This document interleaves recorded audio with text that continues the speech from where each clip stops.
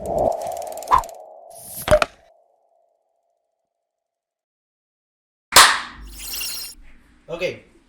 bienvenidos a el segundo episodio de Psicologando, Vida Diaria y Cosas Raras.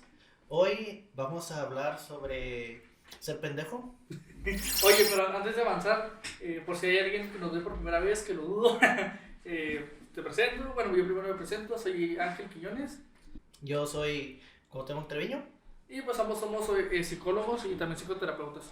Nuestro enfoque, psicoterapia cognitivo-conductual. Vengan a visitarnos en Ciudad Juárez, pidan su consulta. Y claro que también estamos online, por si están en alguna parte de la República por ahí, pues ahí. O fuera de la República también online. Tenemos citas online, pero búsquennos como @psicotrevino y Ay, no me acuerdo cómo aparecía. @psicoang. Pero por ahí va a aparecer ahorita como te vamos a hacer el favor, ¿verdad? Sí. Ahí de anotarnos. Eso Bueno, es un problema para el Cuauhtémoc del futuro. de hecho, cuando que está editando esto, por favor, no se te olvide. Aquí como que en mi mano, no sé si se alcanza a ver aquí o por acá. Eres @psicoang. Algo así, Psicoang. Sí, Creo que sí. sí. Voy a poner ahí el Instagram y todo ese pedo. Sí, claro. Entonces, hoy vamos a hablar sobre qué significa ser estúpido, por qué existe gente pendeja y la psicología del estúpido y del pendejo. Claro, y de hecho va a ser una tipo análisis, se puede decir, sobre lo que es el efecto Dunning-Kruger. Dunning-Kruger. Este efecto está chido, pero más allá de describir por qué la gente es estúpida, es básicamente cómo funciona la mente de un estúpido también, o cómo funciona, se puede decir que hasta la teoría, no sé si la hipótesis o realmente la expectativa contra la realidad o este fenómeno que es... Se van a dar cuenta de algunas personas y les va a recordar algún compañero o alguna compañera por ahí. Sí, básicamente es como el meme de expectativa versus realidad. Porque no es que vayamos a explicar por qué existe gente pendeja que, o sea, lo explica como por proxy, o sea, lo explica porque se solapa mucho con eso. Pero ese es un efecto que sufrimos todos, o sea, nomás que tiende a ser más marcado en unos que en otros, porque unas personas tienden a tener competencias desarrolladas en diferentes áreas y otras personas pues nada más son más estrechas y tienen menos competencias en áreas diversas. Entonces ahí es donde se puede notar como la discrepancia más alta en el efecto. Ahí es cuando dicen, es algo que nos pasa a todos. Bueno, es algo que pasa. No a todos, pero pasa. Y de hecho también tiene que ver a la inversa de por qué, o sea, por qué un estúpido piensa que es muy competente, muy inteligente, y por qué alguien inteligente piensa que es estúpido. Y de hecho siempre pasa eso mucho no quiero decir que ese pensamiento dicotómico, pero pasa mucho de alguien que es muy tonto o ignorante. De hecho lo podemos ver en Facebook, nunca falta una noticia de algo que pasa, X o Y, no sé, algo político, yo no sé nada de política. Pero nunca falta el que ves ahí que ya está opinando en política, que cree que ya tiene todas las respuestas a la alternativa. Bueno, todas las alternativas ya hechas, o sea que ya sabe todo el rollo y luego pues llega alguien que sí sabe verdaderamente sobre el tema. Es como que no, es que no estás entendiendo todos los factores, no estás entendiendo eso o aquello. Y el otro güey sigue ahí en su pedo, no, es que tú, no sé qué. Pero ahí lo que sucede, más que este efecto, es una disonancia cognitiva, en la que la persona está confrontada con evidencia real que contradice como que todas sus creencias y convicciones, y no puede aceptarlo porque se autopercibía como muy competente. Pero no es por el efecto Dunning-Kruger, es por una disonancia cognitiva en que no puede entrar en conflicto consigo mismo. Sí, pero pues por ahí va. Ahora vamos a empezar a comentar la historia del señor MacArthur Wheeler. Okay. La historia del señor MacArthur Wheeler fue lo que inspiró a... ¿Aguas con el cable? Sí, ya está. Fue lo que inspiró a los científicos Dunning y Kruger a hacer el estudio, porque no podían creer lo pendejo que era la noticia que estaban leyendo, y hasta pensaron que era como que broma, o sea, de que April Fools, ¿no? De Día de los Inocentes, porque estaba tan estúpido que decidió hacer un estudio así de pagado por una universidad con fondos y todo el pedo para investigar, o sea, por qué chingados existe gente tan idiota como él.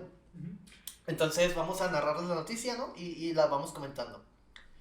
En 1995, MacArthur Wheeler entró en 2 bancos de Pittsburgh a plena luz del día y los robó sin ningún intento visible por tratar de disfrazarse. No se cubrió. Fue arrestado esa misma noche, menos de 1 hora después de que las videocintas grabadas de él asaltando los bancos fueran transmitidas en las noticias de las 11. Cuando la policía le enseñó las cintas de vigilancia, el señor Wheeler las miró incrédulo y dijo, pero si yo llevaba jugo.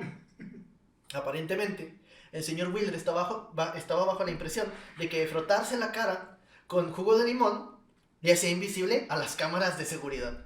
Oye, y luego, bueno, ahorita más adelante seguimos discutiendo la noticia, pero ahorita cuando mencionaste que se le cae bien increíble a las cámaras, no sé si has visto la serie de Moon Knight. Sí, sí. Que básicamente, de hecho, si puedes poner como que la imagen aquí. Que acaba de romper todo, ¿no? Y luego de repente sale esto, la cámara. Ahorita me recordó mucho ese efecto. Pero bueno, el contexto es un poquito rápido. Se supone, o está el hecho, de que usando jugo de limón te puedes apoyar para hacer tinta invisible. Ajá. Entonces, en base a los conocimientos de esta persona, y haciendo una asociación acá muy, no sé si socrática, de si uso tinta invisible y yo me la pongo, un heurístico o un silogismo muy estúpido, pues yo voy a ser invisible. Entonces te dices, ok, bueno, a lo mejor sí funciona la tinta, pero hay ciertos criterios, la verdad. No, y deja tú. Es más, déjalo esta parte y luego comentamos. Quizás el ilustre señor Wheeler pensó que como el limón sirve para hacer la tinta invisible, entonces tal vez también podría haberlo hecho invisible a él durante las grabaciones. Por supuesto que no era ningún idiota, así que con espíritu científico decidió ejecutar un pequeño experimento sobre su hipótesis para comprobar si estaba en lo correcto o no. O sea, quería ejercer el principio de falsabilidad, no era idiota.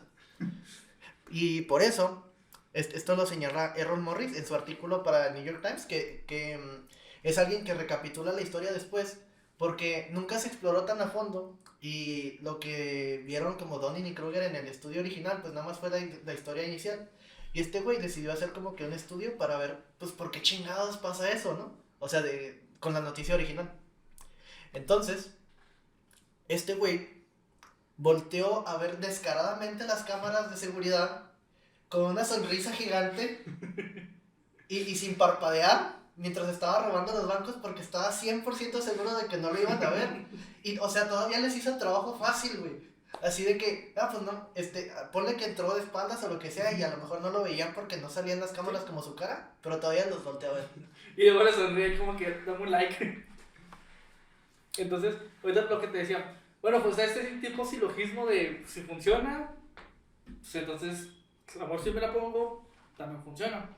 Entonces, si mal no recuerdo, un poquito más adelante en la noticia, también explican de que el señor, pues, insisto, pues nada tonto, hizo pruebas en su casa, o me parece que sacó una cámara Kodak, o una Polaroid.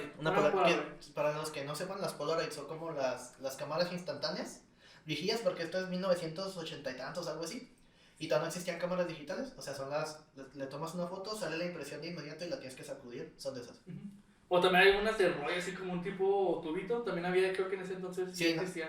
No, es que esas son de revelado en laboratorio, las Polaroid son como revelado instantáneo. Sí. Bueno, el caso, entonces esta persona hace las pruebas en casa, se pinta bueno, no sé si se pinta o se baña, o no sé qué habrá hecho la persona, pero también aquí el detalle es que también lo hacen los ojos.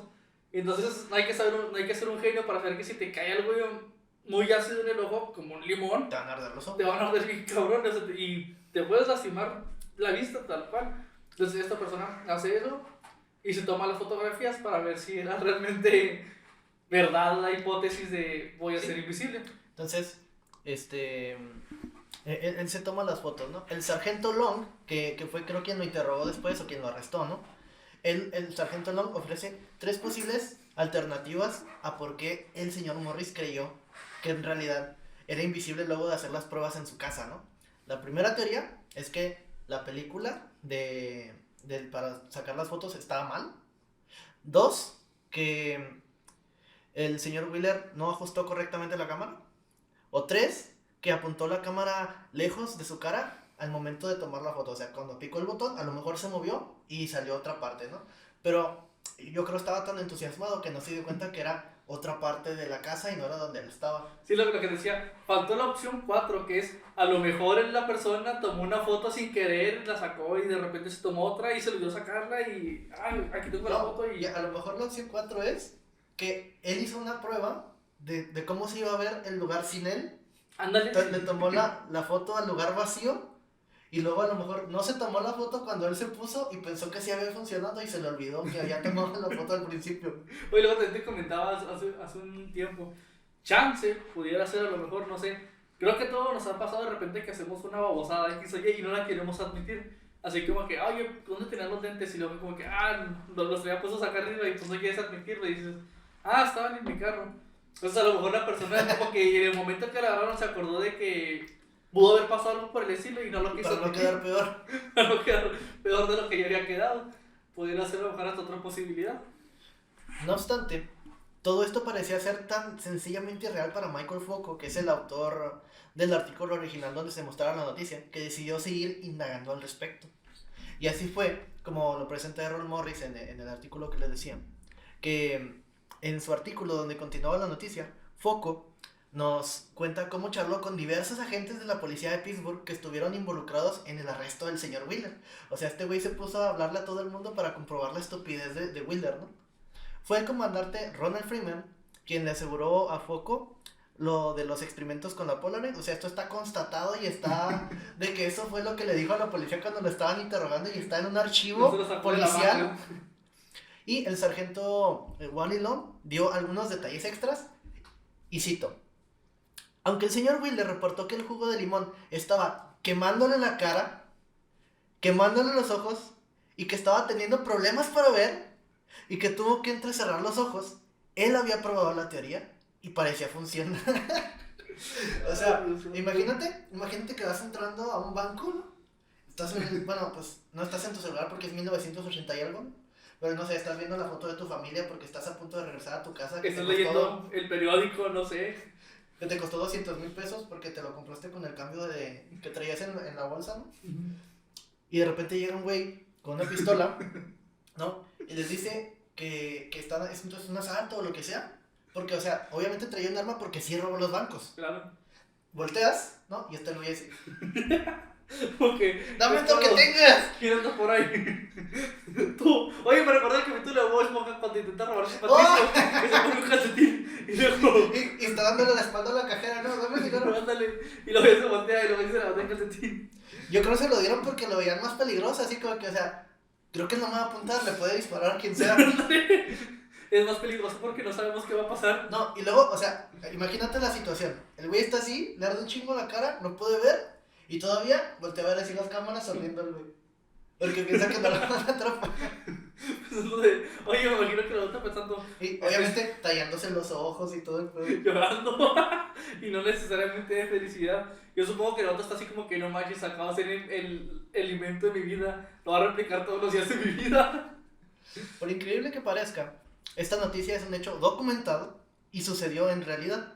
Este fue el acontecimiento que inspiró a Dunning-Kruger para reclutar a su estudiante, ya se había graduado para entonces, Justin Kruger, para realizar un estudio apoyados por la Universidad de Cornell, o sea, con dinero estatal y todo el pedo, el cual fue publicado en 1999 en la revista Personalidad y Psicología Social, bajo el nombre Inhabilitado y sin saberlo, cómo la dificultad para reconocer la incompetencia de uno mismo conduce hacia infladas.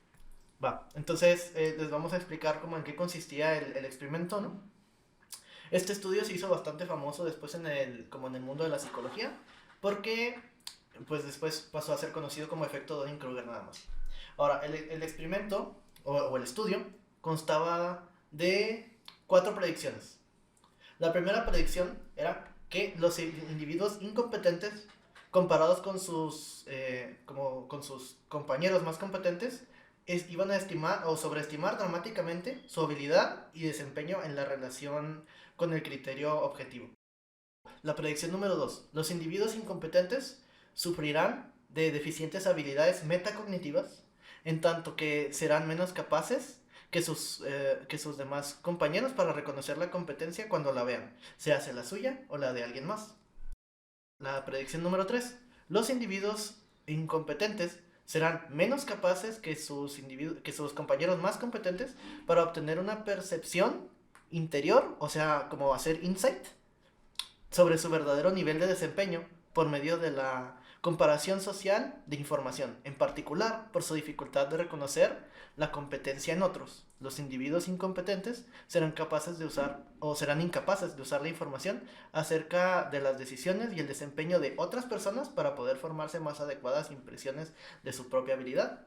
Y la predicción número 4, los incompetentes pueden ganar una percepción interior acerca de sus defectos, pero esto se da, paradójicamente, haciéndolos más competentes y proveyéndolos así de las habilidades metacognitivas necesarias para ser capaces de darse cuenta que se han desarrollado pobremente. ¿Qué quiere decir todo este pedo, no? Vamos a comentar sobre metacognición. ¿Qué es metacognición? Es pensar sobre pensar.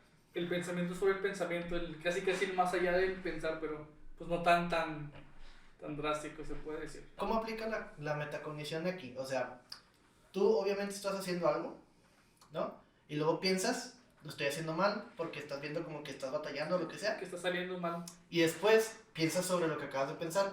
Obviamente lo estoy haciendo mal, o obviamente acabo de pensar que lo estoy haciendo mal porque tal vez no tengo la habilidad suficiente para poder hacer esto.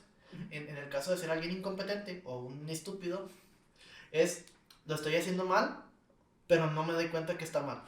O sea, lo asumes como correcto porque como tú lo haces debe ser la respuesta correcta y todo el mundo lo hace igual que tú. O sea, te faltan habilidades metacognitivas. ¿Eso qué hace? Pues que no puedas reconocer tus errores, pero como eres idiota, o sea, también ves que los demás lo están haciendo bien. Y eso, en lugar de reforzarte a ti para poder aprender como de interacción social, para decir, a ver, dime tú cómo se hace, ¿no? Nomás lo estás viendo y dices, pendejo. Oye, de seguro el mío viene defectuoso o algo por el estilo. Sí. Oye, de hecho, sacando trapitos al sol, me acuerdo mucho cuando abrimos aquí en el consultorio y estábamos armando esta silla. No sé si te acuerdas. Me acuerdo que estábamos poniendo la espalda al revés y yo te decía, no, güey, tiene que ir como para el otro lado y tú... Pero es que se va a ver como muy atrás, ¿no? Es que tenía como una tipo T, pero así planeada, muy curiosa. No sé si te acuerdas. Sí, me acuerdo. Y nosotros todos ahuevados de que así estaba bien, porque tenía lógica, ¿no? Porque tenía lógica para nosotros. Entonces, hasta que nos sentamos y estábamos así, ¿no? Entonces como que muy empinados, como que no, güey, se me hace que sí era al revés. Luego también con los tornillos, batallamos un chorro para poner los tornillos. De hecho, lo típico, o sea, por eso uno no lee las instrucciones, por algo que se llama teorías implícitas, que lo vamos a hablar más adelante. Pero es básicamente que uno asume que es correcto lo que está pensando porque tiene lógica. Sí. Y no significa que sea correcto, pero tiene lógica. Y insisto, con esta silla tenías como una tipo T inclinada. Entonces nuestra lógica era, si está inclinada y la ponemos así, pues vamos a quedar empinados. Y curiosamente no, tenía que ir al revés la T o algo por el estilo. Y era como que no manches, esto está hecho para niños de 8 años. Nos estamos dando un ramo para poder hacer esto. Eran 4 pasos, güey. Eran 4 pasos y los hicimos todos mal.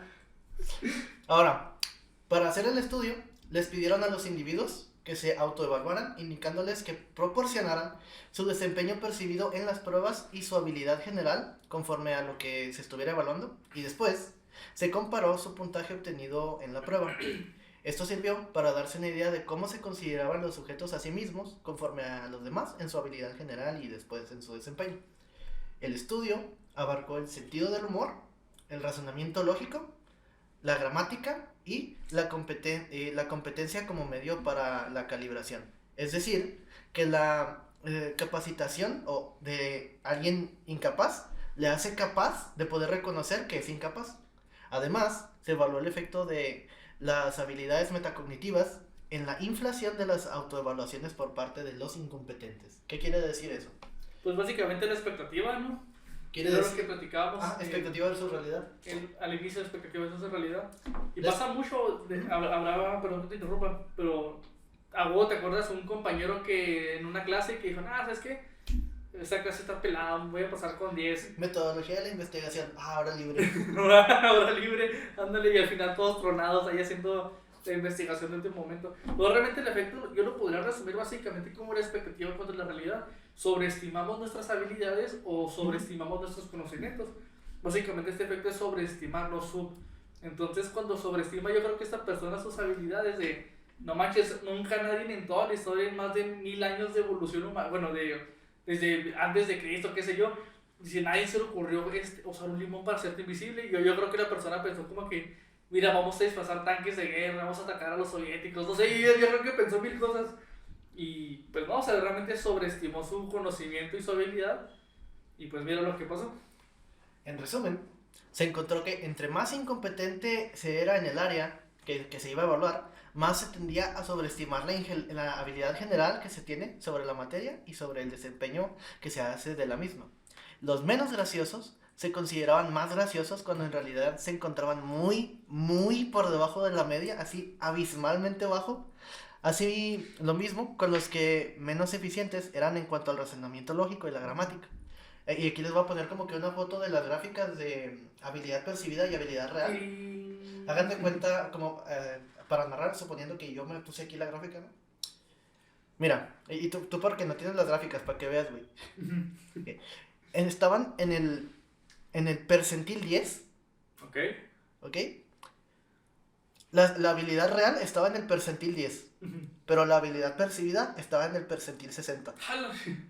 6 veces más de lo... O sea, se consideraban 6 veces más hábiles de lo que realmente eran. Y casi estaban en el cero absoluto. No manches. Pero, entre más competente te vas volviendo, puedes estimar mejor tu nivel de habilidad. Claro. Entonces, las personas que son más, como que estaban mejor preparadas, ¿no? Las que obtuvieron, digamos, casi un 55-56 percentil, ellos se estimaban un poco más abajo o un poco más arriba, pero estaban más atinados. ¿Por qué pasa eso? Eso pues tiene que ver con algo que vamos a explicar más adelante. Ahora, pues no les vamos a explicar cómo se solucionaron algunos problemas estadísticos, ¿no? Del estudio, porque pues tiene algunas críticas y eso que luego están ahí. Oye, aparte aquí una revisión de artículos de psicología, bueno, por el estilo. No, porque, o sea, nosotros no queremos hacer o sea, queremos hacer divulgación, pero pues si lo hacemos desglosando las estadísticas y eso, pues vamos a terminar divulgándole a los mismos psicólogos. Lo que queremos es que ustedes nos puedan entender a nosotros, ¿no? Claro. Ok, entonces, tampoco como que vamos a explicar como que a detalle las estadísticas de los resultados, pero bueno, vamos a recordar, ¿no? Que no somos como que una academia de psicología. Ahora, continuamos con la noticia. Nunca falta el sabelotodo que siempre va de lugar en lugar corrigiendo las opiniones y las ideas de todo el mundo, ¿no? Llámale Facebook. ¿Por qué está el güey que siempre te corrige en Facebook? Por el efecto Dunning-Kruger. Básicamente, y digo, realmente es el mejor ejemplo porque ves una noticia en Facebook de repente, no sé, un caso X o Y y nunca falta ese todo que siempre publica. Y yo creo que casi todos en la familia tenemos a alguien así por el estilo que... Yo puras películas de Tarantino, bro. Ajá, que es como el conocedor o el sabiendo. Y desafortunadamente si no lo tienes probablemente eres tú. O en secundaria, el típico güey que, ya ves que pues bueno, cuando estás en secundaria, ¿no? Empiezas a tener una necesidad de cimentar tu identidad personal, claro, ¿no? Y empiezas a rechazar, aquí estamos metiendo datos de psicología. A discriminar. Empiezas a rechazar a tu propia familia. En un sentido evolucionista, se entiende que uno cuando alcanza la madurez sexual, que es en la adolescencia, tiende a rechazar a su familia para irse de ahí y no procrear con su propia familia. O sea, tienes un llamado biológico a irte para no procrear con tu familia. Pero, pues tiendes a buscar como que la aprobación en los demás y todo eso. Chan. Pero bueno. Regresando al estudio. Al estudio otra vez. En él se plantea, pues, que las habilidades que son necesarias para reconocer que te estás equivocando o que tienes un pobre desempeño de cualquier índole, primero es necesario tener las habilidades que se necesitan para poder hacerlo de manera correcta. O sea, primero tienes que saber cómo se hace algo para saber que lo estás haciendo mal.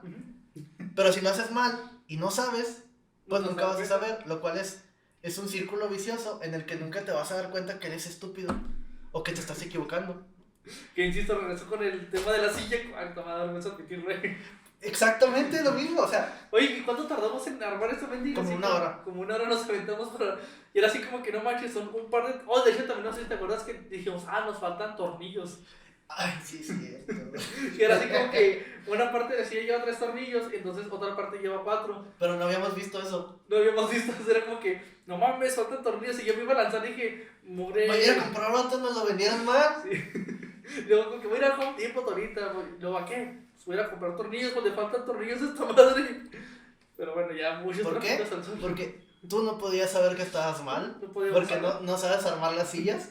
Y tu lógica interna te decía que tú tenías que estar bien a fuerzas. Porque es como que, mira, es para que un niño la arme. Nosotros que somos adultos podemos armarla. Y era como que si está mal, es porque la silla está mal. Pero también existen límites, ¿no? En el efecto Dunning-Kruger. Porque uno tiende a reconocer que no sabe cosas, ¿no? Pero la manera en la que funciona es en la que debes de tener al menos una mínima noción de algún tema en particular y de ahí te agarras para decir que sí sabes todo. Que sí sabes todo. Y pasará a tener con muchos psicólogos de repente como que acaban la licenciatura y luego ves acá como que... ¿Qué puedo dar consulta? No, espérate, deja tú que en consulta. Terapia familiar, de pareja, individual, infantil, pacientes geráticos, vamos a explicar ansiedad, eso. depresión, personalidad, Espérate, suicidio. deja que te interrumpa. Vamos a hacer un paréntesis de la noticia porque quiero que expliquemos eso para todas las personas que nos vayan a ver potencialmente. Por favor. Porque esto es un problema que todo el mundo tiene porque no saben diferenciar ni los psicólogos ni los pacientes. Sí. Vamos a explicarlo de esta manera, ¿no? La psicoterapia es nada más el hecho de como tratar los trastornos que están como diagnosticables en el DSM. Claro. Eso es la psicoterapia. Ahora, la psicoterapia puede ser de diferentes enfoques. Entonces, Muchísimos en realidad. demasiados, o sea, De hecho, puede ser hasta ridículo. Podríamos hacer un video de horas. de horas de puros enfoques, ¿no? O sea, pueden ser contextuales, pueden ser cognitivas, que dentro de las cognitivas entran muchas, ¿no? Pueden ser humanistas, existencialistas, etcétera, ¿no? Entonces vamos a ver las más populares que hay. Psicoanálisis, que se van a enojar, ¿no? Si hay algún psicoanalista porque dice, yo no doy terapia, yo doy análisis. Cállese, güey. ¿Qué hice? Ese es el más popular por antonomasia, ¿no? Oye, pero sigue continuando, déjame traer un ejemplo de psicoanálisis, sigue platicando. Entonces, también están otros tipos de enfoques terapéuticos. Otro de ellos son las terapias contextuales, que son como las más como a la vanguardia, son las de tercera generación de ahorita. Y pues son como que terapia conductual, terapia analítico-funcional, terapia integral, todo ese tipo de cosas. Luego están las terapias cognitivas, la que nosotros manejamos, que es la mejor. ¿Tiene evidencia En evidencia científica es la que tiene el mejor respaldo. Sí. Es la terapia cognitivo-conductual. También está la terapia racional emotivo-conductual. Y entre otras, ¿no? O sea, ya para como no extendernos. Pero otra popular, terapia humanista. Y de hecho, otra popular, también la terapia breve, actualmente. Terapia breve, de hecho sí es muy, muy popular. Y está agarrando mucho auge también, Muy buena terapia. Y déjenme les explico otra cosa. Todo lo que les estoy diciendo, o lo que les estamos diciendo, es terapia individual. Solamente individual. Porque... Perdón que te interrumpa. Sí. Básicamente el psicoanálisis es el mejor ejemplo que tenemos, es este bonito que trajo Cuauhtémoc. Una persona en un diván, una persona anotando y haciendo sus análisis y esas cuestiones y... Eso es psicoanálisis. Básicamente es como que el mejor ejemplo de una persona en el diván y una persona es como que el mejor ejemplo así que tenemos sobre lo que es terapia, que no necesariamente tiene que ser así, no digo que... Toda terapia lleva apuntes, Toda Todas. terapia lleva apuntes.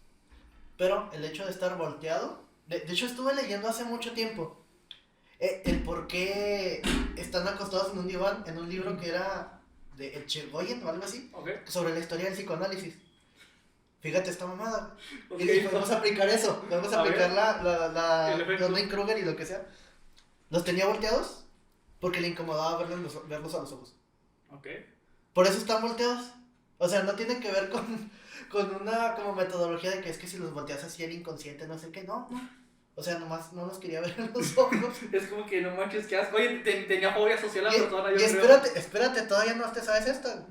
Primero, para que Freud te pudiera atender, tenías que ser candidato a ser atendido por el psicoanálisis. Ajá. Y no es como ahorita, que para poder ser candidato a la terapia, pues tienes que estar como no bajo la influencia de ninguna droga en el momento de estar en terapia, ¿no? No tener trastornos psicóticos que no sean tratables con terapias, porque hay algunos que no son tratables con terapias, ¿no? Hay que ser realistas. que estés como bajo la supervisión de un psiquiatra en caso de ser necesario, que no tengas retraso mental, o en caso de tener retraso mental que el psicólogo esté capacitado para atender ese tipo de casos, ¿no? Eso sí es ser candidato a terapia. Sí. Ahora, con Freud. Bueno, perdón, básicamente casi cualquier persona puede ser candidato a terapia, realmente es muy difícil que digas, es que no soy candidato a terapia, ¿no? Realmente. No, pues a menos que tengas como daño cerebral o cosas sí, así. algo muy fuerte. Y hasta en eso serías candidato al enfoque de neuropsicología, de terapia neuropsicológica para rehabilitación, que eso ya no es terapia psicológica. Sí, Eso es otra vertiente. Pero ya es otro ramo, pero bueno, regresando al tema, Freud, para poder aceptarte como candidato, primero tenía que reconocerte como inteligente. O sea, narcisista el vato. Porque para que te pudiera aceptar como candidato a terapia, te tenía que considerar que tenías la capacidad suficiente, como cognitiva o intelectual, para poder llevar el proceso de análisis. O sea, si estabas muy pendejo, él te decía, no, tú no vas a poder dialogar conmigo. O sea, narcisista el vato. Además, no poder. ¿Por qué? Por el efecto Dunning-Kruger. Pero bueno, insistiendo otra vez el ejemplo que te decía, nunca falta el psicólogo que recién se graduó de la licenciatura y solo porque vio, bueno, en el programa La OCJ, Psicología Clínica, ya siente que da para adultos mayores, para adultos, para adolescentes, para niños, depresión, ansiedad, personalidad. O sea, yo le dice, o sea, ¿cómo puedes dar cosas? No se puede, o sea, Vamos a explicar eso. No se puede. Lo que les estamos hablando ahorita era terapia individual. Ok, pero la terapia individual se divide en terapia para niños y adolescentes, terapia para adultos y terapia para adultos mayores. Entonces, esas son 3 especialidades distintas. De hecho, ya son 4. De hecho, sí. Porque de hecho hay gente que dice, yo doy terapia a niños y o adolescentes, o sea, es como que es separado. Por lo general, cuando estudias terapia de niños, también estudias terapia de adolescentes. Por eso lo cuento como un enfoque, pero sí pueden ser 2 separados. Sí pueden ser 2 separados. Ahora, esa es terapia individual. La terapia de parejas es otro enfoque completamente distinto. Totalmente. Y no porque sepas dar terapia individual vas a saber dar terapia de pareja. Y luego todavía agrégale terapia familiar. Ese es otro enfoque distinto. Porque aunque tú des terapia individual a niños y adolescentes y después hagas sesiones conjuntas con toda la familia, eso no es dar terapia familiar. Puede ser por un tipo de psicoeducación o algo por el estilo. O intervenciones conjuntas, pero no es terapia familiar porque eso sigue como que una lógica de teoría estructural y teoría de la información y cosas que no tienen que ver tanto con eso. O sea, es un enfoque completamente diferente. Y luego todavía, dentro de dar terapia de pareja, existe el enfoque integral, el enfoque Gottman, el enfoque sistémico.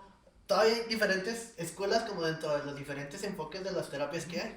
Entonces, por eso es que si de repente escuchas como que, yo soy, por decir, psicoterapeuta cognitivo-conductual para adultos enfocados en depresión y ansiedad. Perfecto, ahí tienes que ir. Ahí tienes que ir. Oye, ¿por qué? Porque déjenme les digo otra cosa. Ajá. Uno como psicoterapeuta es psicoterapeuta general. Claro. Entonces, o sea, tienes nociones de cómo tratar todo lo que hay, pero no eres especialista en nada. Que insisto, la palabra es nociones. Pero, o sea, son nociones bastante buenas. Sí, o sea, puedes tratar lo que quieras, pero en el momento en el que haya una complicación que se te presente por no ser especialista en ese trastorno en específico, lo que haces es, lo canalizas con alguien que sea experto en ese trastorno. Ajá. De hecho, una vez escuché a alguien decir, oye, es que un psicólogo que, o sea, por eso dice que es psicoterapeuta cognitivo-conductual especializado en depresión y ansiedad para adultos. Y luego dice que no le llamó mucho la atención porque sabes que nomás está depresión y ansiedad. Y luego de repente, pero mira, a ese psicólogo... Pero sí puede tratar lo demás. Sí, obviamente se puede. Pero lo que esta persona me llegaba es, pero mira, este psicólogo atiende niños, adultos, jóvenes, y luego pero, familiar, efecto Dunning-Kruger otra vez, perfecto. Llevó la materia de psicología infantil en la universidad, la materia de psicología clínica, y soy psicólogo infantil. Y realmente insisto, y yo le decía, oye, pero fíjate bien, todas las derivaciones que esta persona te está diciendo porque es especialista en eso, o sea, él trata sí o sí eso. Sí trata más cosas, pero él se especializa principalmente en eso. Pero una persona que acaba de salir de la universidad y dice que trata adultos, niños, adolescentes, jóvenes. Es mentira. Y luego trata depresión, ansiedad, problemas de personalidad. Efecto Dunning-Kruger. Dices, ay, güey. No digo que no sea posible. A menos que le des el beneficio de la duda y su licenciatura sea en psicología clínica. Ahí le das todavía como que, bueno, pues sí puede ser un psicólogo más general para dar terapia. O sea, porque ya tiene formación en psicología clínica. Sí, pero aún así dices, Pero por decir, la persona tiene, no sé, 23, 24 años y ya siente que lo sabe todo, y dices, algo anda mal ahí. Vayan a terapia. Sí, por favor. Calle San Antonio, 1816. Partido CNQ.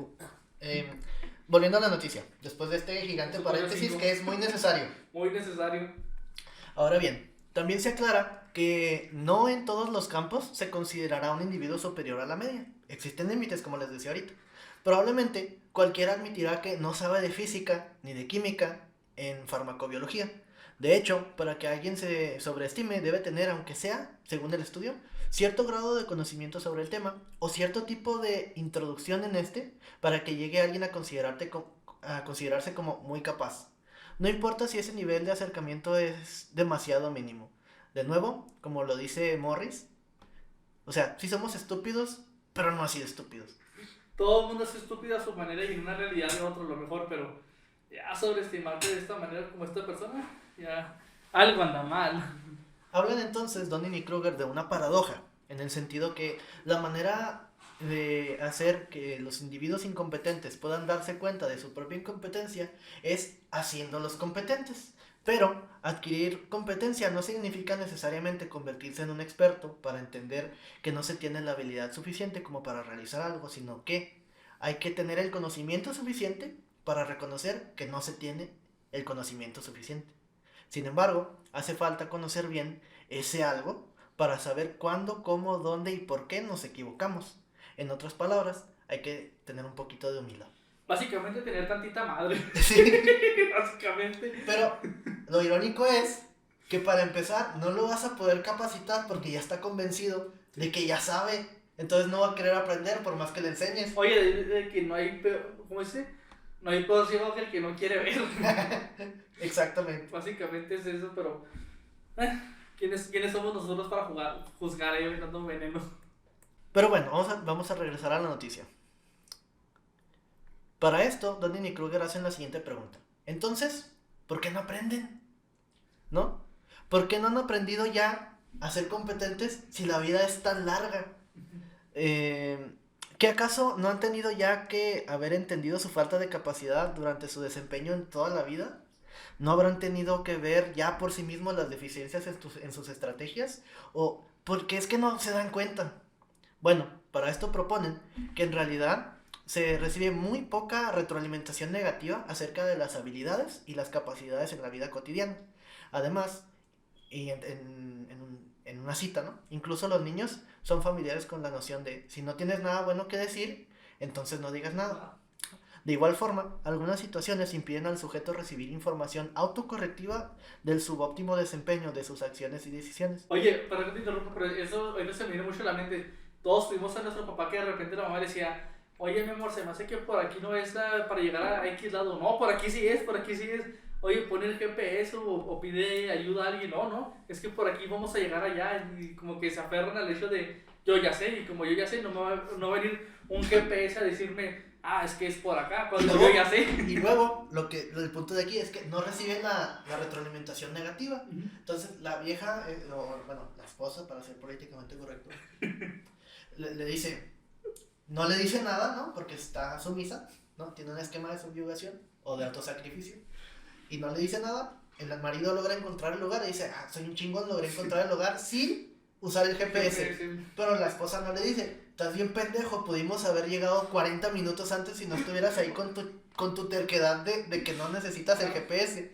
Entonces él se autorrefuerza a sí mismo de que es un chingón porque lo pudo resolver solo. Oye, en realidad perdió tiempo. Pero me encanta que no se da cuenta de, oye, bueno, ok, sí llegamos, pero después de que pasaste por un chorro de baches, después de que casi ponchaste una llanta, sí. Después de que pasamos por un barrio de mala muerte, después de que nos pasamos como media hora, pero llegamos.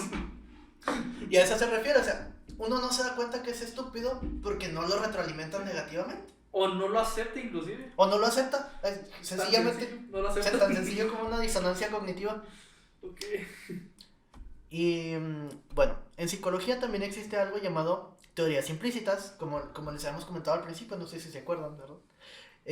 Las cuales son también conocidas como teorías ingenuas o teorías de sentido común. Esto hace referencia al hecho de que no son teorías científicas, obviamente, sino unas teorías como que tú te armas, pero en sí, las teorías implícitas se definen de la siguiente manera, y cito, un conjunto de creencias que un individuo posee respecto a cómo son las personas, la naturaleza humana y o los grupos sociales. Estos conocimientos se organizan de modo más o menos coherente y establecen relaciones entre los diferentes aspectos de la realidad. ¿Qué quiere decir esto? Sentido común versus ciencia. Tantita madre versus realidad. ¿Por qué? Es como lo que nos pasó con las sillas, Ángel y a mí. O sea, para nosotros nos hacía lógica que tiene que estar apuntando hacia adentro, porque si no, si apunta hacia afuera, o si apuntaba la silla hacia afuera, era como que íbamos a estar así. Y no teníamos en cuenta que la silla está como compensando por el grueso de los cojines. Pero eso por puro sentido común. Pero la admitimos después. No nos pasó tan feo que digamos el efecto. Las teorías implícitas son conexiones entre unidades de información aprendidas implícitamente por asociación y a partir de experiencias en grupos sociales reducidos. Es importante lo de grupos sociales reducidos, con el fin de inferir sobre sucesos y planificar el comportamiento. Es muy difícil que cambie. ¿Por qué? Porque, bueno, son como casi creencias fundamentales acerca de la lógica del funcionamiento de todo el mundo. Y vamos a hacer aquí un paréntesis. Funcionan como heurísticos. Como ya les habíamos, como dicho ahorita, les habíamos comentado, los heurísticos son como atajos cognitivos. Que de hecho, una definición que me gusta mucho siempre explicar es que nosotros, como humanos, somos tacaños cognitivos. Y existe algo que se llama la ley del menor esfuerzo, que nada más lo estoy inventando. La ley del mínimo esfuerzo. ¿Qué significa? El cerebro gasta como el 20% de la energía del cuerpo, o sea, es increíble la cantidad de energía que gasta el cerebro. Así que lo que busca es ahorrar todos los recursos posibles para ahorrar el gasto de energía. Así que te obliga el cerebro a pensar menos de lo que deberías para llegar a conclusiones generales. Entonces aplicas como los esquemas aprendidos, los heurísticos aprendidos para decir, si esto pasó aquí, puede pasar en todas estas situaciones parecidas. Llámale, si hay tinta invisible con limón, yo me lo pongo y me hago invisible. Pero eso ya tiene que ver con el efecto Dunning-Kruger, o sea, ya se generalizó la teoría implícita a ser estúpido, ¿no? Porque también el sentido común te puede jugar en contra, como lo estamos viendo aquí. Ahora, como Estrada y su equipo de donde saqué el estudio, nos proponen los siguientes tipos de teorías implícitas: sobre la personalidad, sobre la naturaleza humana y sobre la naturaleza de los grupos sociales. ¿Por qué es importante que sean en grupos sociales reducidos? Porque si no se vuelve un concepto abstracto. O sea, si tú estás viendo que, no sé, en Japón dicen tal cosa, para ti es un concepto abstracto que no aplica en ti, porque no está en tu círculo social inmediato. Porque es una cultura muy distinta que... O tan siquiera como el vecino hizo tal cosa, para ti es ajeno porque no es parte de tu identidad social. O sea, no lo puedes asimilar porque no lo percibes como personal. Y eso tiene que ver con algo que se llama número de Dunbar. Creo que es un antropólogo. El número de Dunbar básicamente es tratar de establecer la relación o correlación máxima entre interrelaciones de personas que uno puede conocer a la vez. ¿Qué quiere decir esto? ¿A cuántas personas puedes conocer al mismo tiempo? Y que al mismo tiempo sepas cómo se relaciona cada una entre sí. O sea, yo conozco a Pedro y a Juan y a Rodrigo. Yo sé que Rodrigo es amigo de Juan, pero no de Pedro. Sé que Pedro es amigo de Rodrigo, pero no de Juan. Sé que a veces se hablan estos dos, este otro no se junta tanto y así. Ese número llega a 300 personas. O sea, fuera de 300 personas es muy difícil que entiendas cómo se interrelacionan entre sí todas las personas. Y fuera de 300 personas, el concepto de sociedad se empieza a volver abstracto. Y por eso, por los heurísticos y el efecto Dunning-Kruger, existe la gente que dice, es que el gobierno... Oye, el meme de pinche gobierno, puto. Oye, de hecho también hay gente que precisamente es como que... Bueno, vi un meme que una persona, creo que una bicicleta y luego le metió un paro a la bicicleta y luego sale... Se cae solo, ¿no? Y le dice, todo es culpa del gobierno. Porque, o sea, ya es un concepto abstracto que no tiene nada que ver contigo. Y como es un concepto tan abstracto, es fácil otorgarle como las características que explican la falta de lógica que no tiene la situación que puedes encontrar porque se escucha abstracta, ¿no? Y como no es personal, como no conoces las interrelaciones que existen entre otro grupo y entre otro grupo, es fácil asignarle esas características para explicar lo que a ti te hace falta entender. O sea, ¿cómo lo podemos explicar más fácil? Antes de la ciencia, oh, ojalá mañana salga el sol porque no sabemos, vamos a sacrificarle a Dios. Y como no sabes, pues Dios tiene que ser la respuesta en ese caso. O no sé, soy pobre, pero de seguro soy pobre porque, no sé, los nazis los nazis perdieron la Segunda Guerra Mundial y es culpa de los judíos porque nunca pudimos juntar el capital necesario. O sea, es fácil asignar como las culpas, ahora sí. Las culpas, y así como que expiar tu propia responsabilidad según tus teorías implícitas sobre la personalidad, la naturaleza humana y la naturaleza de los grupos sociales. Ahora vamos a explicar por qué esto se relaciona con ser estúpido, ¿no? Las teorías implícitas. Entonces, empezamos con las teorías implícitas de la personalidad. Son mediante las cuales se hacen inferencias. Es importante recalcar que todas las teorías implícitas son puras inferencias, ¿no? Sobre la persona a partir de lo que ya se conoce de ella. Es decir, la idea o concepto global que nos formamos de una persona. La existencia de una teoría implícita de la personalidad parece responder a nuestra necesidad de conocer, controlar y predecir el comportamiento de quienes se encuentran en nuestro ambiente social. Y de ahí que se diga que la primera impresión es la más importante. Y si es cierto, o sea, aquí estamos viendo por qué. Porque tus teorías implícitas sobre la personalidad te ayudan a generalizar cómo piensas que va a ser esa persona. Ahora, las teorías implícitas sobre la naturaleza humana son las ideas generales sobre el humano en sí, y aquí se engloban todas las teorías sobre la bondad, sobre la maldad de la humanidad, su maleabilidad, su forma de ser, etc. De igual forma, se incluye el locus de control, es decir, la forma en que percibimos que nuestro comportamiento es el resultado ya sea de factores internos a nosotros o externos a nosotros. Así es que las teorías implícitas sobre la naturaleza humana también incluyen a la inteligencia, el carácter moral y en general la concepción del mundo. Entonces, nosotros tenemos que hacer sentido y regresando al capítulo 1 del episodio, ¿no? Creencias centrales, creencias intermedias, pensamientos automáticos. Okay. Eso como que nos ayuda a generar esquemas que nos ayudan a como categorizar el mundo en como las categorías generales distintas, y eso nos ayuda a crear significados globales que nos ayudan a funcionar, porque si no estarías en blanco todo el tiempo, porque tendrías que estar procesando cada estímulo que entra dentro de tus sentidos para separar cada uno, pero individualmente en lugar de agruparlo por categorías. Entonces lo que pasaría es que estarías congelado porque nunca podrías pensar. Sí, de hecho son cosas muy automáticas. Una vez con un ejemplo, algo parecido, es como que, ok, pues mi carro tiene 4 ruedas y tiene carrocería. Entonces, pues así que por asimilación, por cosas implícitas, para mí cualquier vehículo de 4 ruedas y que tenga carrocería va a ser un carro. Y pues es como forma de asimilarles. También, no sé, se me ocurre el hecho de que, pues todo lo que tiene 2 punteros y da vueltas es un reloj. Entonces, ya cualquier cosa que tiene dos flechas y da vueltas, pues es un reloj. Cuando podrías hacer una brújula, pero pues empezar a hacer estas disociaciones, pues ya pueden ser otras cosas ya más complicadas. Y por eso existen las categorías, o sea, porque si no tienes categorías, lo que pasa es que tendrías que procesar todo por separado. O sea, estarías sentado, ¿no? Y tendrías que pensar en que estás respirando, en que tu sangre está circulando. Perdón, respiración automática y parpadeo automático desactivado. Y aparte tendrías que estar pensando como en el ruido de fondo, en lo que te están diciendo, pero letra por letra, o sea, en lugar de palabra por palabra o oración por oración, sería muy difícil y no existirías. Básicamente serías como una cámara de video. Sí, como una máquina procesando cada estímulo que le va llegando. Ajá. Y el hipotálamo y todo vuelto loco. Incapaz de computar.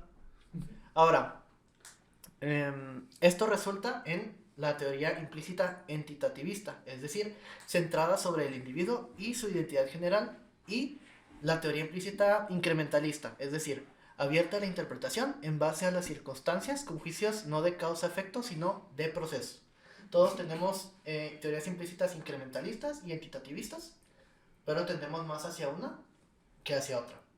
Sin embargo, vivimos en una sociedad bastante despersonalizada e individualista, y como les comentaba, es por la ley del menor esfuerzo que tendemos a generalizar para asimilar con mayor facilidad el entorno y a los demás.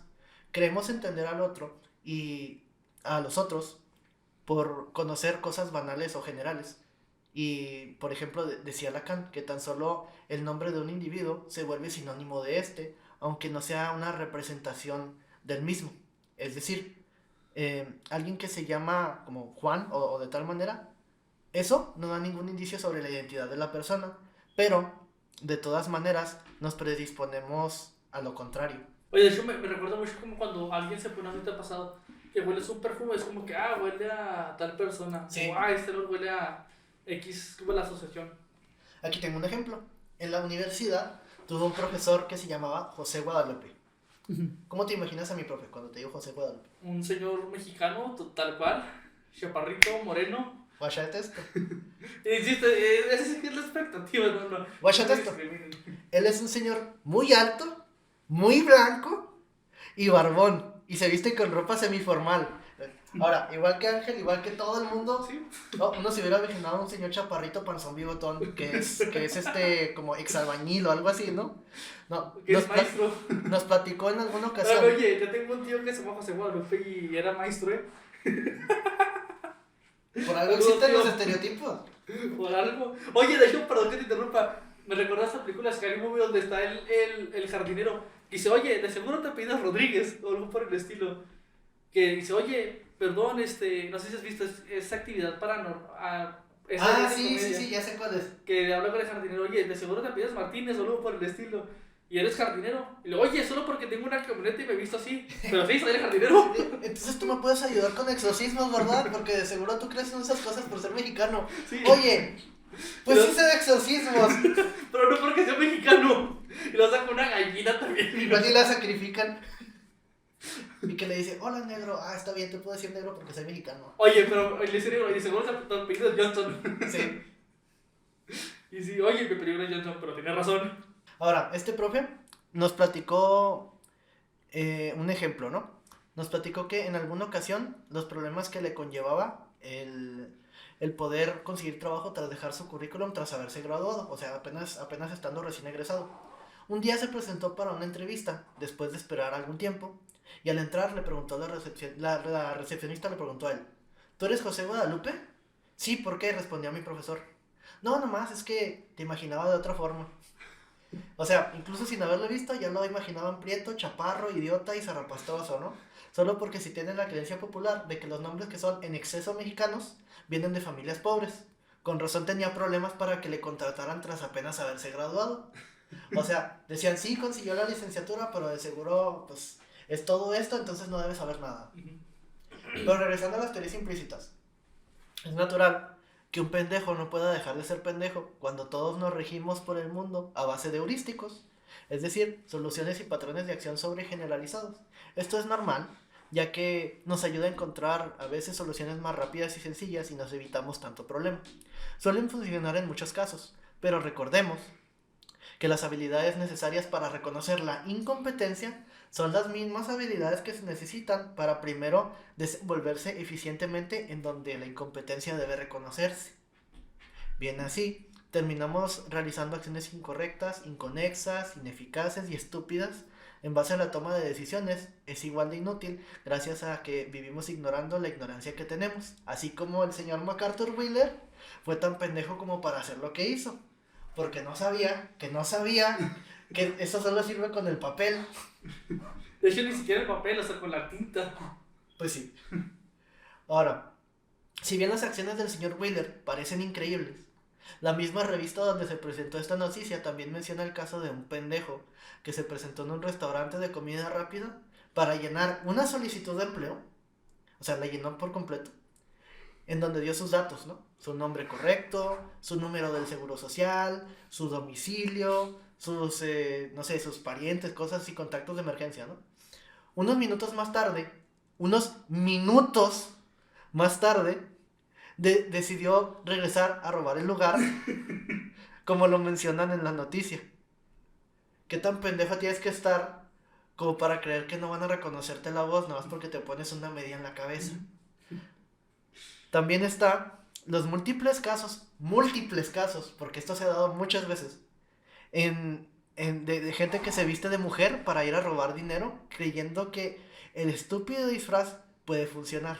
O sea, que en serio van a pensar que son mujeres las que fueron a robar para que no busquen un hombre y no den con él. Esto se ha dado muchas veces. Busquen las noticias así como de que hombre se viste de mujer para robar un banco, robar lo que sea, y van a salir más de un pendejo. Esto es algo, una pendejada común. Esto es cierto, gente, esto es muy serio. Esto es serio. También está el caso, también muy famoso, también hay muchos memes de eso, ¿no? Del imbécil que inició sesión en Facebook, en la computadora de quien estaba robando, y después fue arrestado por ello.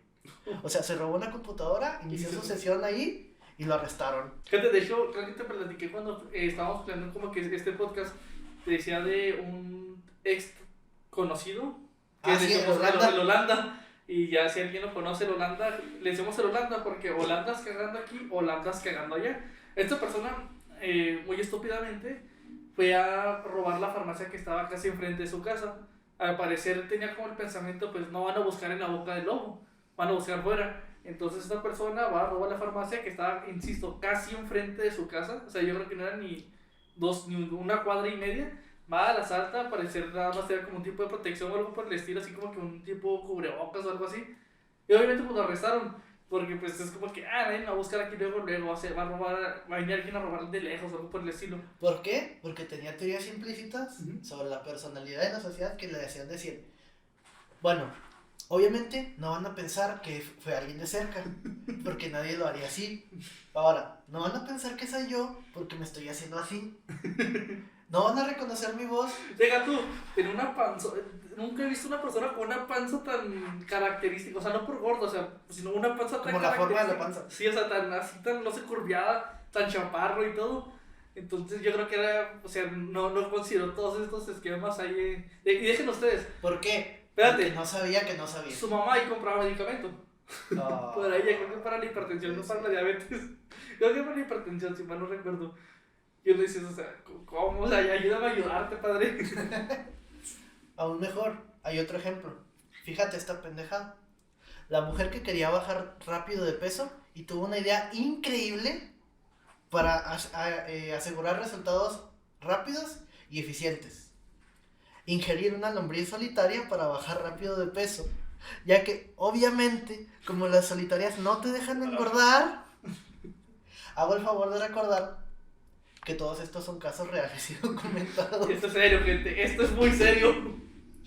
Ay, no puede ser. O sea, ¿cómo asumes que tragar un parásito es mejor que al menos consumir anfetaminas legales para bajar de peso? Oye, antes dijo, si quiero bajar de peso, pues me mocho una pierna y ya bajé de peso. Básicamente es lo que ella estaba haciendo. Se estaba matando, pero ella decía, no, pero, o sea, si yo quiero dejar de tener a la solitaria, pues nada más tengo que tomar un desparasitante. Toda estúpida. Porque, o sea, si es un parásito, pero los desparasitantes no son para ese tipo de parásitos. De hecho, insisto, soy enfermero también. Ay, no. Hay casos donde es una infección tan grande de parásitos que realmente la única manera de poderte ayudar es con cirugía. Literalmente es Exacto. abrirte los intestinos, o sea, no la panza, o sea, abrimos obviamente esto. O sea, partirlo a la mitad y abrirlo Sí, así. es abrir el intestino. La madre. Abrir el intestino para empezar a sacar parásitos. Y es de verdad, o sea, y de hecho creo que hay hasta videos en YouTube. O sea, te abren tu pancita. Entonces, abdomen. después de eso terminas con ostomía. Básicamente es como una de hecho se tiene que hacer un tipo de colostomía para que empieces a defecar por ahí por mientras. Oh. Se puede, no siempre. Pero insisto, vas sacando parásitos así tal cual. Y hay muchos videos, yo creo que hasta en Instagram, de que pues abren la panza, o sea, abren cavidad, se abren, sacan intestino delgado, intestino grueso, qué sé yo. Y empiezan a abrir y ¡pum! Empiezan a salir parásitos al desgraciado. Y esto es altamente mortal. Porque los parásitos es el único organismo que puede atravesar lo que se llama la barrera hematocefálica. Ok. Y te puede hacer una encefalitis y te puedes morir por ello. Ok. Hay paréntesis. O sea que se te hincha el cerebro. Básicamente y te mueres. ¿Por qué? Porque, pues, está ejerciendo más presión el cerebro dentro del cráneo. No, y deja toda aparte los parásitos te empiezan a comer literalmente el cerebro. Sí. Pero bueno. En otras palabras, podemos llegar a no es cierto, la cagué yo. Estoy pendejo, pero lo reconozco. Lo reconocemos y queremos ser mejores. Simplemente, nuestra propia incompetencia nos protege de reconocer nuestra propia incompetencia al realizar incompetentes desempeños, y así seguiremos pensando que nos hemos desenvuelto suficientemente bien, da igual el bien de los demás, o incluso pensando que estamos por encima de la media. En otras palabras, podemos llegar, cagarla, hacer una sarta de pendejadas y retirarnos tan felices así como llegamos, creyendo que nos ha ido muy bien. Sin embargo, ya habremos impreso socialmente nuestra imagen de pendejos ante todo el mundo, tras haber llegado para estar chingando y no habernos dado cuenta. Y todo por esa tendencia que mencionábamos antes sobre conocer, controlar y predecir. Mientras nosotros percibamos que estamos controlando nuestras acciones, nuestro entorno, que conocemos las circunstancias y que podemos predecir los resultados, uno piensa que es un chingón. Pero la realidad supera la ficción en estos casos, la verdad, sí, está cabrón, dicen por ahí. Por lo mismo, un jefe puede ser un pendejo, aunque sea muy competente en su trabajo, por mamón y por clasista. Es en este caso que, aunque no pueda acusársele de que es un pendejo como en su área laboral, es decir, porque sabe como todas las categorías y características que explicamos, ¿no? Sabe cómo se hacen todos los procesos y sabe cómo hacer todo así muy bien. De todas maneras, sigue sin saber cómo poder interactuar con las personas. Él va a pensar que se ve muy imponente con su pedantería, pero en realidad es un pendejo porque ignora que no tiene competencia social. Entonces, por eso nadie te respeta. Si tú piensas que eres muy chingón y sí eres, pero nadie te respeta porque no eres capaz de establecer relaciones de pares. Básicamente eso es un pendejo, alguien que no sabe socializar. Porque todos somos competentes en algo, pero solo te pueden reconocer como idiota si no sabes establecer relaciones. Porque si no, de hecho hay estudios de esto de psicología evolutiva, la gente tiende a perdonar muy rápido y muy fácil siempre que tú estés dispuesto a socializar.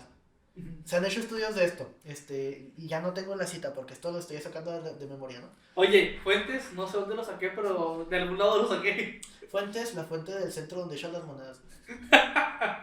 Pero sí, y de hecho, los estudios en psicología social se hacen siempre con puros actores. No sé, para que sepan eso. Ser psicología social es ser un dramaturgo frustrado, eso es lo que es. Básicamente, como nosotros de profesores, y bueno, yo sí soy maestro frustrado. Si a mí la terapia conmigo, sabrán que tengo mi pizarroncito. Por dos. Es el mismo pizarrón. Es el mismo pizarrón, por cierto.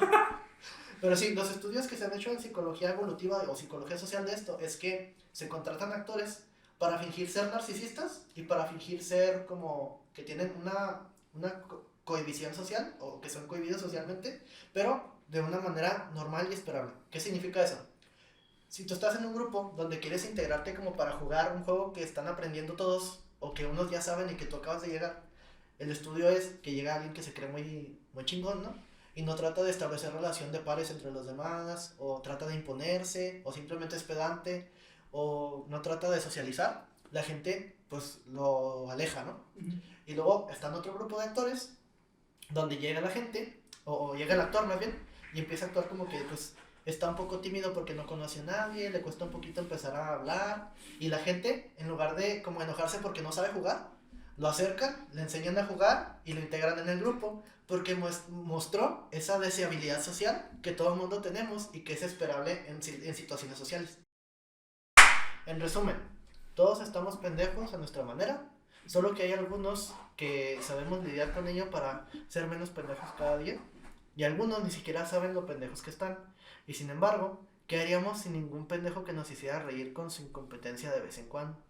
Aún así, es mejor reírse de los demás pendejos que ser el pendejo de los que los demás se ríen. La realidad que sí. Me gustaría hablar brevemente de algo que se llama las 4 leyes de la estupidez. Okay. De Mario M. Cipolla, creo. Primera ley. Siempre e invariablemente cada uno de nosotros subestima el número de individuos estúpidos que circulan por el mundo.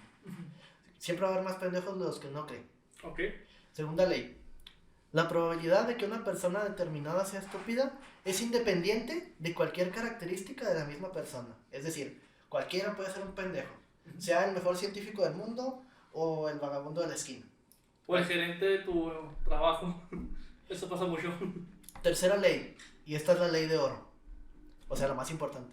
Una persona estúpida es una persona que causa daño a otra persona o grupo de personas sin obtener al mismo tiempo un provecho para sí o incluso obteniendo un perjuicio para ambas partes. Okay. O sea, no le causa ningún bien a nadie. No se pueden aprovechar de él porque todo el mundo pierde por haber interactuado con él, incluido él mismo. Nada bueno te deja. Cuarta ley. Las personas que no son estúpidas siempre subestiman el potencial nocivo de las personas estúpidas. Los no estúpidos, en especial, olvidan constantemente que en cualquier momento y en cualquier lugar y en cualquier circunstancia, tratar y o asociarse con individuos estúpidos se manifiesta infaliblemente como un error. Involucrarte con un pendejo es un error. Ahora, existen 4 cuadrantes. La maldad, la inteligencia, ser incauto, que no es lo mismo que ser estúpido, porque si eres incauto es que se aprovechan de ti, y ser estúpido, que es que no le causas bien a nadie. Entonces, puede ser alguien completamente malvado, en donde le causas daño a los demás buscando como el beneficio personal únicamente. Puede ser alguien completamente inteligente, que busca el bien propio y el bien ajeno. Puede ser alguien incauto, que siempre sacan provecho de ti porque eres estúpido y todo el mundo ve que es estúpido y que te puede quitar, robar. Pero, si eres estúpido, eres un daño para la sociedad. Básicamente. Así que si eres estúpido, pues... Hay que desarrollar habilidades metacognitivas, básicamente. Y sí se pueden desarrollar en terapia. Yo lo sé, aclaro, no voy a hacer mi efecto. Eso es lo que yo no me especializo, pero sí hay quienes trabajan ese tipo de cuestiones. Pero aún así, nos queda la interrogante. ¿Por qué no te das cuenta que estás pendejo? Esto es por algo que... Es más, nos vamos a poner un ejemplo aquí. Vamos a ponerles un video. No, aquí va a estar apareciendo el video. Pero, este video es muy importante que le pongan atención a las pelotas que hay, porque hay más de una pelota. Oh, sí. Y... ¿Cuántas veces se las pasan? Sí, tienes que contar el número de pases de todas las pelotas que hay. A ver si se dan cuenta. A ver. Porque es importante para que nosotros les podamos entregar resultados como que muy exactos, como de lo que queremos diagnosticar en general. O sea, es como para poder diagnosticar como diferentes tipos de patologías. Si ponen atención, aquí les vamos a poner una gráfica que dice que dependiendo de cuántos números de pases hayan contado, tienen cierta cosa, ¿no? Sí. Ok, pero recuerden que son más de dos pelotas. Y hay que estar truchos. Y tienes que contar los pases de todas las pelotas individualmente. O sea, cuántas veces se pasó una y cuántas veces la otra. Ok. Aquí ponemos eso. Corre video.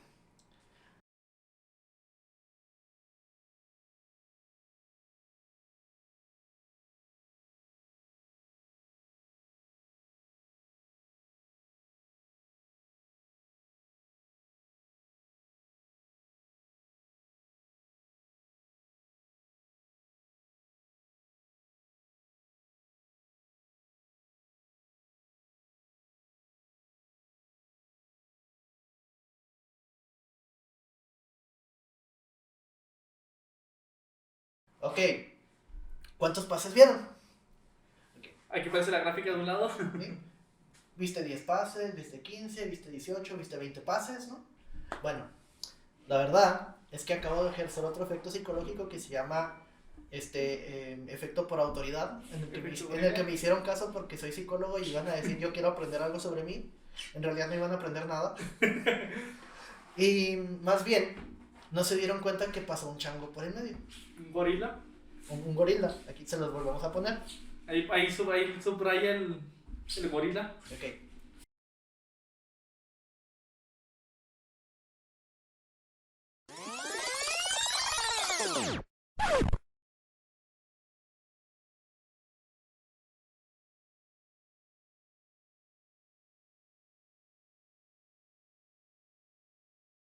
¿Por qué no viste al gorila?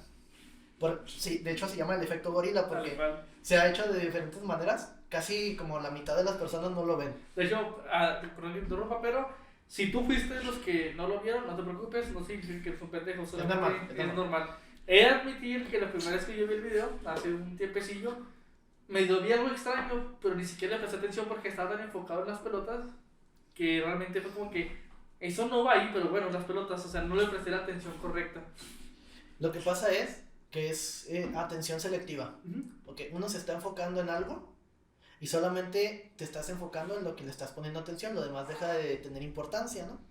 Es como, a ver, si estás ahorita en un cuarto, ¿no?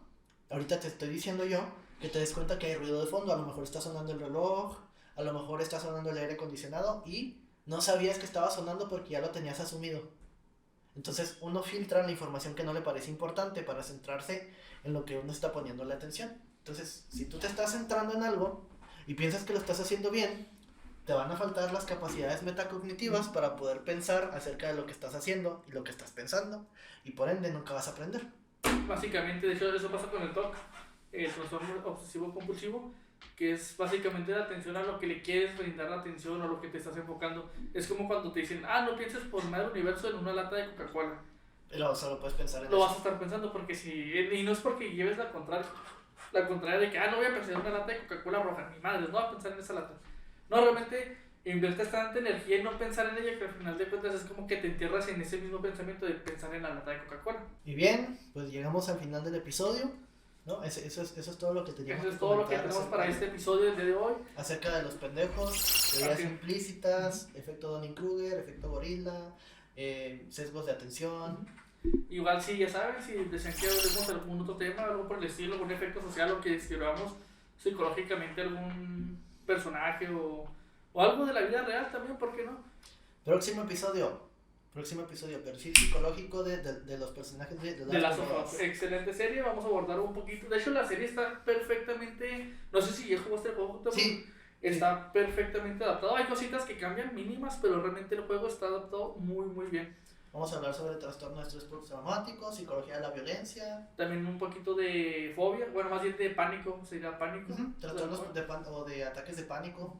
Y vamos a aprovechar para hablar de otras cosas que se relacionan. Claro, entonces, pues ya sería todo por nuestra parte. Igual les dejamos nuestras redes sociales por aquí van a estar las mías. No sé en qué parte las pones, Acá están las mías. Y recuerden, pueden mandarnos preguntas a mi Instagram, @psicotrevino. O a mi Instagram, que aún no me acuerdo cómo es, pero casi estoy seguro que es @psicoang. Así como Ang, el maestro del aire. Pero sin doble A. Ajá, algo así. Pero igual para que le ponen Cuauhtémoc o Cuauhtémoc del futuro, ya te la sabes. Va.